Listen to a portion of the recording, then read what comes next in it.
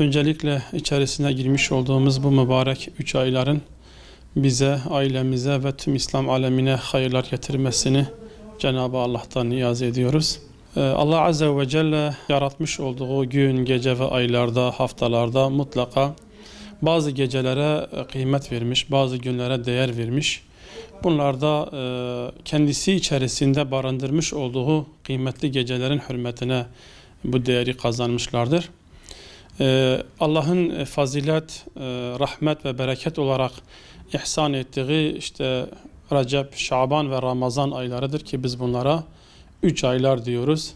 Resulullah Aleyhisselatü Vesselam bu ayların faziletini, kıymetini ve değerini ortaya koymak için güzel bir duada bulunmuştur ki bizler de bu Recep'in girişinde, Recep ayının başlangıçlarında bizler de bu duayı ediyoruz. Diyor ya Rabbi bize Recep'i ve Şaban'ı mübarek kıl ve bizi Ramazan ayına ulaştır diye Allah Azze ve Celle'ye bir niyazda bulunuyor Peygamber Efendimiz Aleyhisselatü Vesselam. Şimdi bu Recep, Şaban ve Ramazan ayının hakikaten böyle kıymet kazanmasının, değer kazanmasının, önemli olmasının sebebi içerisinde barındırmış olduğu kıymetli gecelerden kaynaklanıyor ki işte Regaib gecesi, bu Perşembe idrak edeceğiz, Berat gecesi, Miraç gecesi ve 1000 aydan hayırlı olan Kadir gecesini kendi içlerinde barındırdıkları için Allah Azze ve Celle bu gecelere ve bu gecelerin hürmetine de bu aylara ne yapmıştır? Kıymet bindirmiştir, fazilet bindirmiştir. Bizden bu geceleri ihya etmemizi, bu gecelerden istifade etmemizi, bu günleri, bu ayları en hayırlı şekilde idrak etmemizi Peygamber Efendimiz de Rabbimiz de bizden istemektedir. Bizler de Müslüman olarak inşallah girmiş olduğumuz bu mübarek ayların kıymetini bilir, onları en güzel şekilde ihya etmeye çalışacağız. Nafile oruçlarımızla, Kur'an tilavetiyle, tefekkür ve nefsimizi muhasebe ile inşallah, gece kıyamlarıyla, özellikle de mesela sünnet orucu olan pazartesi, perşembe oruçlarına kalkarken biraz insan erken kalksa, o geceyin de gece namazlarıyla teheccüd namazını eda etse, inşallah bu aydan gereği gibi istifa eder, manevi bir temizlik olmuş olur. Recep ve Şaban ayının özellikle bu aylardaki manevi atmosferle birlikte insan Ramazan ayına bir hazırlık yapmış oluyor. Manen o aya bir hazırlık mesabesindedir bu aylar. İnşallah bütün Müslümanlar bu ay içerisinde en güzel şekilde bu aylardan istifade ederler.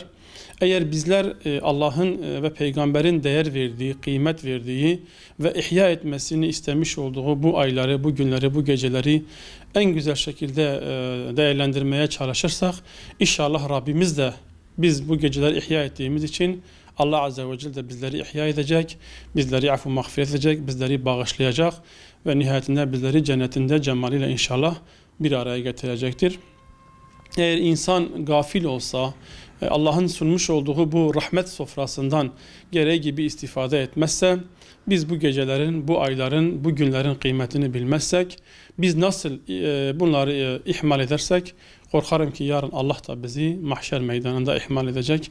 Allah da bize bakmayacak, Allah da bizi ihya etmeyecek. O yüzden bütün Müslümanlar için bu günler, bu aylar bir fırsattır. Yani bu fırsatı kaçırmamamız lazım.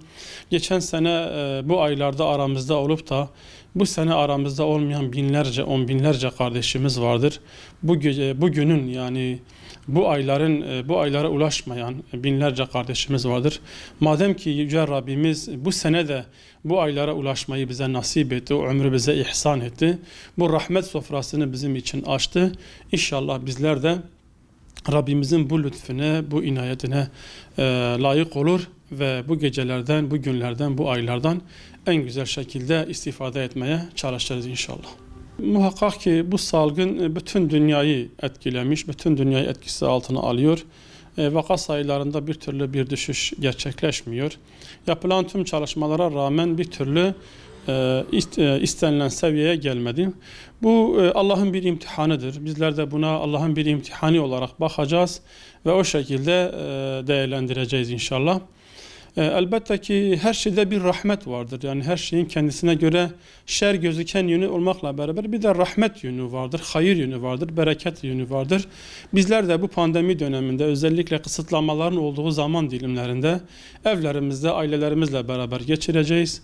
Ailelerimizle ilgileneceğiz, çocuklarımızla ilgileneceğiz. Evlerimizde bu 3 ayların manevi bereketini yaşayacağız.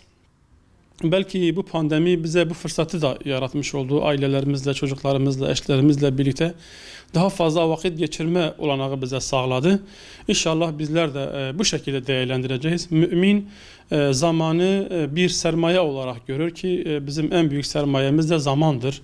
Dolayısıyla bizler de bu zamandan gereği gibi istifade edeceğiz. Allah'ın bize sunmuş olduğu bu rahmet ikliminden doyasıya nasibimizi almaya çalışacağız. Çocuklarımızla beraber, ailemizle beraber özellikle de kısıtlamanın olduğu bu dönemlerde en güzel şekilde birlikte bu 3 ayların manevi atmosferini teneffüs etmeye çalışacağız inşallah.